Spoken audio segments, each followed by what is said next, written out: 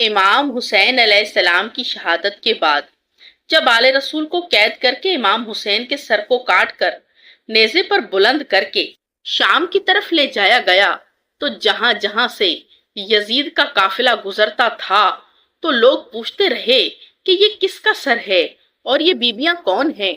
جس کو بھی یہ معلوم ہوتا کہ یہ رسول اللہ کا خاندان ہے تو ہر کوئی دل ہی دل میں ان ظالموں پر لعنت کرتا رہا، اور کوشش یہ تھی کہ یہ لعین ہمارے شہر نہ رکے۔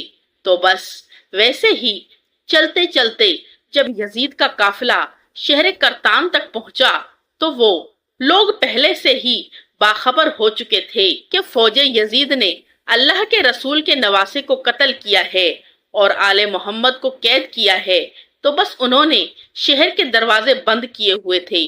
قافلہ شہر کے باہر رک گیا اور درخت کے سائے میں یزید کے سپاہی سونے لگے۔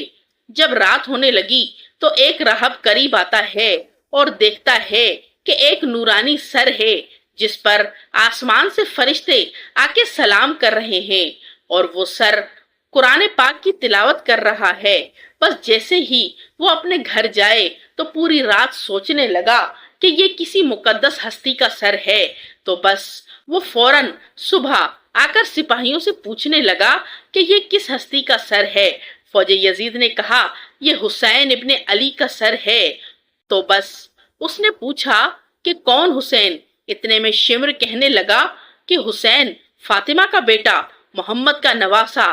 بس وہ چیخ کر زمین پر بیٹھ گیا اور کہنے لگا کہ کتنے بدبخت ہو، اپنے رسول کے نواسے کو ہی قتل کر دیا، اور یہ عورتیں کون ہیں؟ شمر کہنے لگا یہ رسول اللہ کی نواسیاں ہیں، بیٹیاں ہیں۔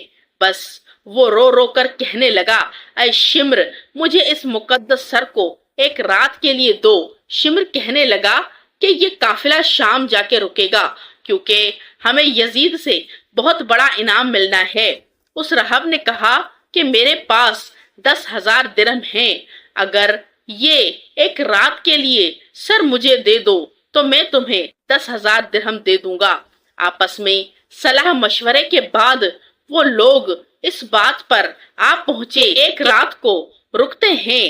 بس پھر 10,000 درہم دے کے راہب امام حسین علیہ السلام کا سر لے کر اپنے گھر کو آیا، اور ایک پتھر پر آ کر اس نے سر کو رکھا اور زارو قطار رونے لگا۔ اتنے میں امام حسین کے سر سے آواز آتی ہے کہ اے راہب، یاد کر جب تو اولاد کی دعا کروانے کے لیے میرے نانا کے پاس آیا تھا اور تمہارے نصیب میں اولاد نہ تھی، میں نے اللہ سے دعا کی 7 بیٹے عطا کر دیے، اور تم نے کہا تھا کہ ایک مرتبہ میرے گھر ضرور آئیے۔ اے راہب، آج میں حسین تیرے گھر آ ہی گیا۔ بس جیسے ہی امام حسین کے سر سے یہ آواز سنی، راہب زارو قطار رونے لگا اور کہنے لگا کہ اے میرے آقا حسین، مجھے معاف کیجئے، اگر مجھے معلوم ہوتا تو میں بھی آپ کے قدموں پہ قربان ہوتا۔ امام حسین نے فرمایا اے راہب، اللہ کی مرضی یہی ہے، کیونکہ اللہ کا دین میرے خون سے زندہ ہونا تھا۔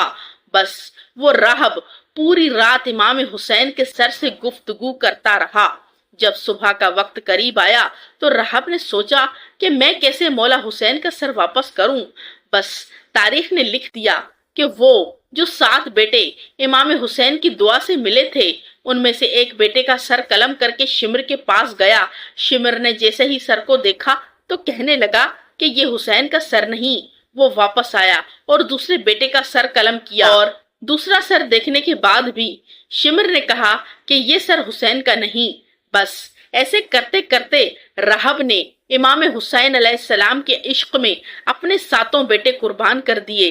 جب آخری بیٹے کا سر شمر نے دیکھ کر یہ کہہ دیا کہ اے راہب، تو وعدہ خلافی کر رہا ہے، اگر حسین کا سر نہیں دیا تو ہم تیرے پورے خاندان کو قتل کر دیں گے۔